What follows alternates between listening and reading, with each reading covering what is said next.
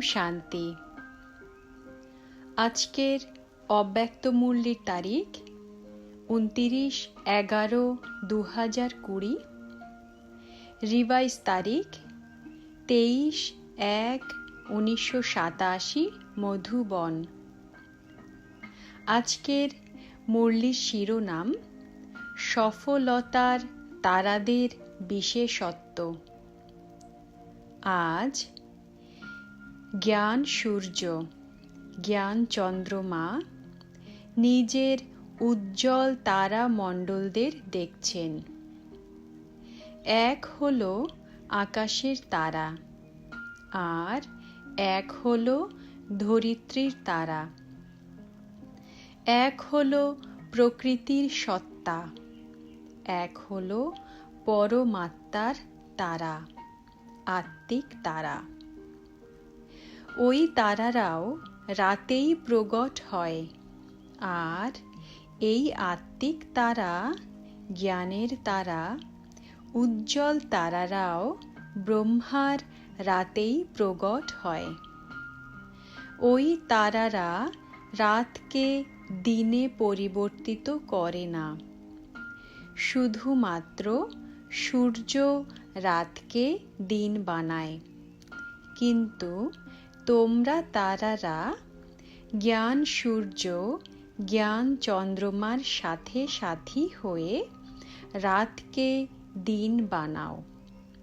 যেমন প্রকৃতির তারামণ্ডলে অনেক প্রকারের তারা প্রকাশমান থাকে, তেমনি পরমাত্ম তারামণ্ডলেও ভিন্ন ভিন্ন প্রকারের তারা দীপ্তমান দেখা যাচ্ছে। কেউ কাছের তারা, কেউ দূরের তারাও রয়েছে। কেউ সফলতার তারা, আবার কেউ আশার তারা। কারো একই স্থিতি, আবার কেউ স্থিতি বদলাতে থাকে। আকাশের তারারা স্থান বদলায়, আর ধরিত্রীর তারারা স্থিতি বদলায়। যেমন প্রকৃতির তারামণ্ডলে লেযুক্ত তারাও থাকে, অর্থাৎ আকাশে ধূমকেতু দেখা যায়। তেমন প্রত্যেক ব্যাপারে, প্রত্যেক কাজে এটা কেন, এটা কি, এই প্রশ্নের লেযযুক্ত তারারাও রয়েছে।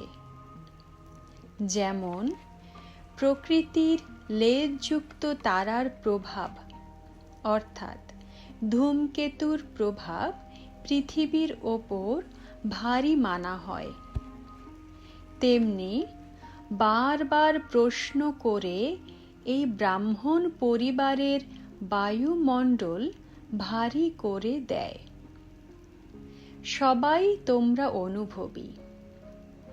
যখন নিজের প্রতিও সংকল্পে কি আর কেন লেজ লেগে যায়, তো মন আর বুদ্ধির স্থিতি নিজের প্রতি ভারী হয়ে যায়। তার সাথে সাথে কোনো সংগঠনের মধ্যে বা সেবার কাজের প্রতি কেন, কি, এভাবে, কিভাবে, এই প্রশ্নবোধক চিহ্নের লাইন বা লেজ যদি লেগে যায়, তো সংগঠনের বায়ুমণ্ডল বা সেবার স্থানের বায়ুমণ্ডল তৎক্ষণাৎ ভারী হয়ে যায়।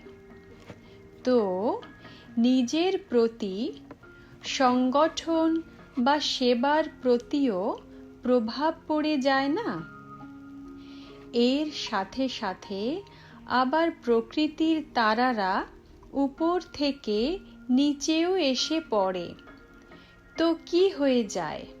পাথর। পরমাত্ম তারাদের মধ্যেও যখন নিশ্চয়, সম্বন্ধ বা স্বধারণার উঁচু স্থিতি থেকে নিচে এসে যায় তো পাথর বুদ্ধি হয়ে যায়। কিভাবে পাথর বুদ্ধি হয়? যেমন পাথরে যতই জল ঢালো পাথর গলে না, রূপ বদল হয়ে যায় কিন্তু গলে যায় না, পাথর কিছুই ধারণ করে না।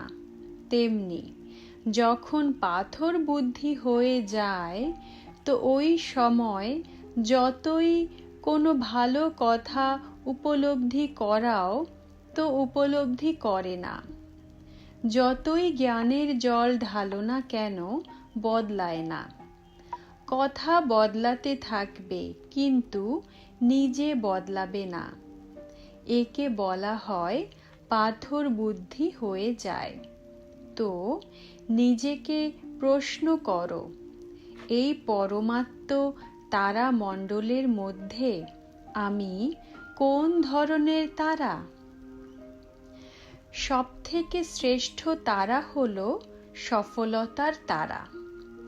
সফলতার তারা অর্থাৎ যে সদা নিজের প্রগতিতে সফলতার অনুভব করতে থাকে, অর্থাৎ নিজের পুরুষার্থের বিধিতে সদা সহজ সফলতা অনুভব করতে থাকে। সফলতার তারাদের সংকল্পেও নিজের পুরুষার্থের প্রতিও কখনো কি জানি এ হবে কি হবে না, করতে পারবো নাকি না, এই অসফলতার অংশ মাত্রও হয় না।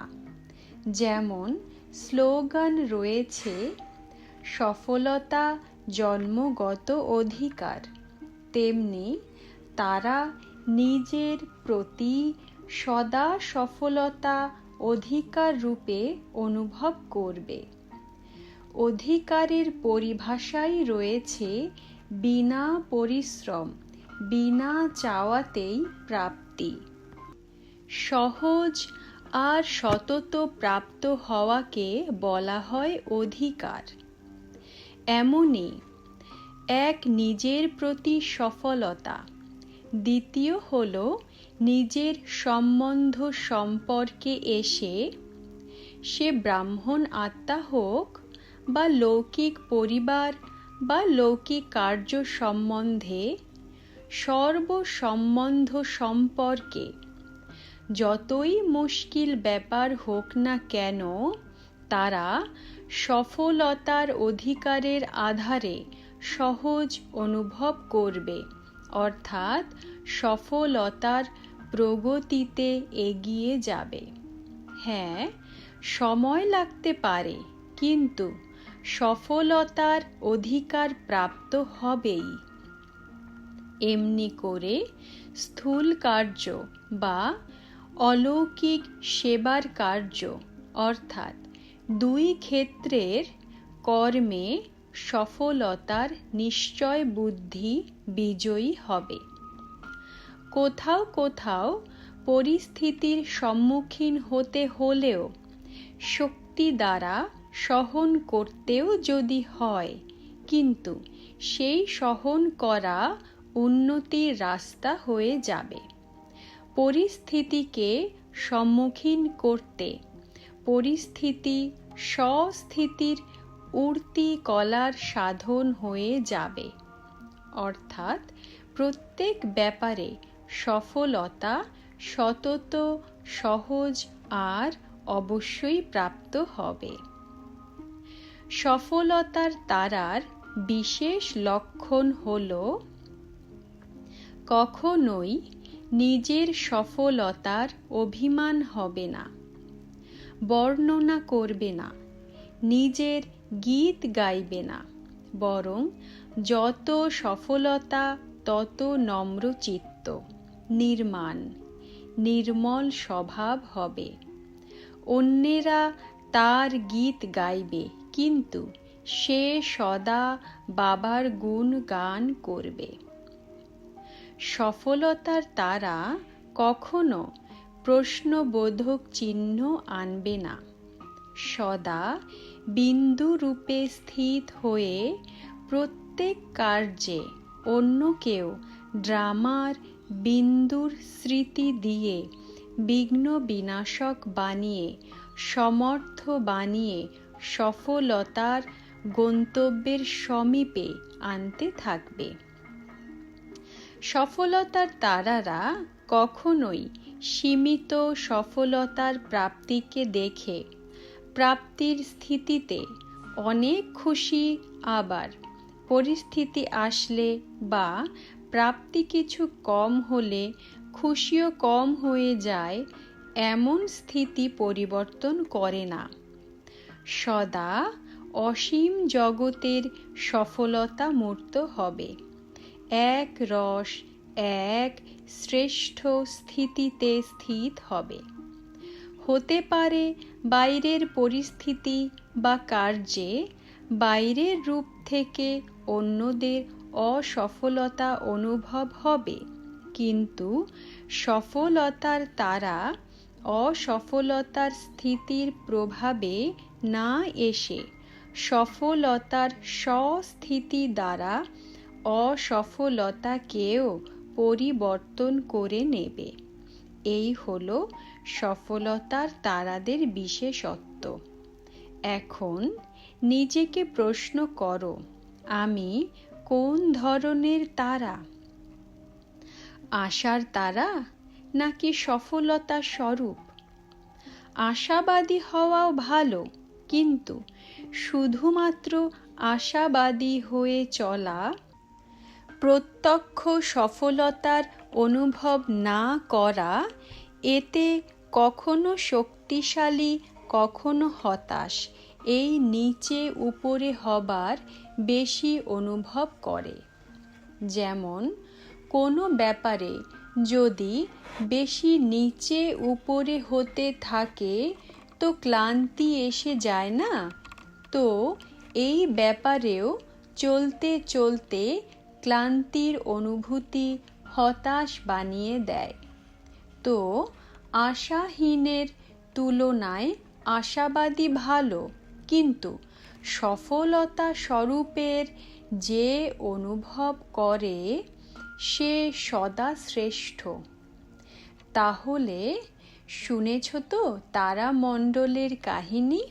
আচ্ছা, নিজেকে সদা নির্বিঘ্ন বিজয়ী রত্ন মনে করো তো? বিঘ্ন আসা হলো ভালো কথা, কিন্তু বিঘ্ন যেন হারিয়ে না দেয়। বিঘ্ন আসা অর্থাৎ সদাকালের জন্য মজবুত বানিয়ে দেয়। বিঘ্নকেও এক মনোরঞ্জনের খেলা মনে করে পার করা, একেই বলা হয় নির্বিঘ্ন বিজয়ী। তো বিঘ্নতে ভয় পাও না তো? যখন বাবার সাথ রয়েছে তো ভয় পাবার কোনো কথাই নেই। যদি কেউ একা হয়তো ভয় পায়, কিন্তু যদি কেউ সাথে থাকে তো ভয় পায় না, বাহাদুর হয়ে যায়। আর যেখানে বাবা সাথে থাকে সেখানে বিঘ্ন ভয় পাবে নাকি তোমরা ভয় পাবে? সর্বশক্তিমানের সামনে বিঘ্ন কি জিনিস? কিছুই না। এই জন্য বিঘ্ন খেলা মনে হয়, মুশকিল নয়। বিঘ্ন অনুভবী আর শক্তিশালী বানিয়ে দেয়। যে সদা বাবার স্মরণ আর সেবায় নিযুক্ত থাকে, ব্যস্ত থাকে, সে নির্বিঘ্ন থাকে। যদি বুদ্ধি ব্যস্ত না থাকে তো বিঘ্ন বা মায়া এসে যায়। ব্যস্ত থাকলে মায়াও দূরে চলে যায়। অগণিতবার বিজয়ী হয়েছ, এই জন্য বিজয় প্রাপ্ত করা কোনো বড় ব্যাপার নয়। যে কাজ অনেকবার করা থাকে তা সহজ মনে হয়, তো অনেকবারের বিজয়ী। সদা সন্তুষ্ট থাকো তো? মায়েরা সদা খুশিতে থাকো তো? কখনো কাঁদো না তো? কখনো এমন কোনো পরিস্থিতি এসে গেলে কাঁদবে কি? তোমরা তো বাহাদুর। পাণ্ডবরা অর্থাৎ ভাইয়েরা মনে মনে কাঁদো না তো? এ কেন হলো, কি হলো, এমন কাঁদো না তো? বাবার হয়েও যদি সদা খুশিতে না থাকো তো কবে থাকবে? বাবার হওয়া মানেই সদা খুশিতে থাকা। সব দুঃখ দূর হয়ে যায়। তো সদা এই বরদানকে স্মরণে রাখবে। নিজেকে এই আত্মিক বাগানের আত্মিক গোলাপ মনে করো। যেমন সব ফুলের মধ্যে গোলাপ ফুল সুগন্ধের কারণে প্রিয় মনে হয়। তো তোমরা সবাই হলে আত্মিক গোলাপ, অর্থাৎ সদা আত্মিক সুগন্ধ। তো যেখানেই দেখো, যাকেই দেখো, তো আত্মাকে দেখো, শরীরকে দেখো না। নিজেও সদা আত্মিক স্থিতিতে থাকবে আর অন্যকেও আত্মা দেখবে। একেই বলা হয় আত্মিক গোলাপ। এ হলো বাবার বাগান। যেমন বাবা উচ্চ থেকে উচ্চ, তেমনি বাগানও উচ্চ থেকে উচ্চ। আর যে বাগানের বিশেষ শৃঙ্গার হলো আত্মিক গোলাপ। আর এই আত্মিক সুগন্ধ অনেক আত্মার কল্যাণ করবে। আজ বিশ্বে যে সমস্যাই রয়েছে তার কারণই হলো একে অপরকে আত্মা রূপে দেখে না। দেহ অভিমানের কারণে সব সমস্যা। দেহি অভিমানী হয়ে গেলে সব সমস্যা সমাপ্ত হয়ে যায়। তো তোমরা আত্মিক গোলাপেরা বিশ্বে আত্মিক সুগন্ধ ছড়িয়ে দেবার নিমিত্ত। এমন নেশা থাকে সদা। কখনো এক, কখনো আর এক নয়। সদা এক রস স্থিতিতে শক্তি হয়। স্থিতি বদলালে শক্তি কম হয়ে যায়। সদা বাবার স্মরণে যেখানেই সেবার সাধন রয়েছে সেবার চান্স নিয়ে এগিয়ে যেতে থাকো। পরমাত্ম বাগানের আত্মিক গোলাপ মনে করে আত্মিক সুগন্ধ ছড়াতে থাকো। কত মিষ্টি এই সুগন্ধ যে সবাই এই সুগন্ধ পেতে চায়। এই আত্মিক সুগন্ধ অনেক আত্মার সাথে সাথে নিজেরও কল্যাণ করে নেয়। যদি একটু দেহ অভিমান মিশে যায় তো অরিজিনাল সুগন্ধ হবে না। তাই সদা নিজে সুগন্ধিত হয়ে অন্যকেও বানিয়ে চলো। সদা তোমরা অচল থাকো তো? কোনো অস্থিরতা তোমাদের হিলিয়ে দেয় না তো? কোনো কিছু হলে, শুনে, দেখে একটু হলেও অস্থিরতায় এসে যাও না তো? যখন নাথিং নিউ, তো অস্থিরতায় কেন আসবে? কোনো নতুন ব্যাপার হলে না হয় অস্থিরতা আসে। এ কি হলো, কেন হলো? এ তো অনেক গল্প হয়েছে। একে বলা হয় ড্রামার উপর নিশ্চয় বুদ্ধি। সর্বশক্তিমানের সাথী, এই জন্য নিশ্চিন্ত বাদশা। সব চিন্তা বাবাকে দিয়ে দিয়েছ, তো নিজে সদা নিশ্চিন্ত বাদশা। সদা আত্মিক সুগন্ধ ছড়াতে থাকো তো সব বিঘ্ন সমাপ্ত হয়ে যাবে। আচ্ছা, ওম শান্তি। আজকের বরদান। প্রত্যক্ষতার সময়কে সমীপে এনে সদা শুভ চিন্তক আর সচিন্তক হও। ব্যাখ্যা। সেবাতে সফলতার আধার হল শুভ চিন্তক বৃত্তি। কারণ তোমাদের এই বৃত্তি আত্মাদের গ্রহণ শক্তি বা জিজ্ঞাসাকে বাড়ায়। এতে বাণীর সেবা সহজ সফল হয়ে যায় আর নিজের প্রতি সচিন্তন যে করে সেই সচিন্তক আত্মা সদা মায়া প্রুফ। কোনো দুর্বলতা গ্রহণ করা থেকে প্রুফ। ব্যক্তি বা বৈভবের আকর্ষণ থেকে প্রুফ হয়ে যায়। তো যখন এই দুই বরদান প্র্যাকটিক্যাল জীবনে আনবে তখন প্রত্যক্ষতার সময় সমীপে আসবে। আজকের স্লোগান। নিজের সংকল্পকেও অর্পণ করে দাও তো সমস্ত কমজোরি সতত দূর হয়ে যাবে। নিজের সংকল্পকেও অর্পণ করে দাও তো সমস্ত কমজোরি সতত দূর হয়ে যাবে। ওম শান্তি, ওম শান্তি, ওম শান্তি।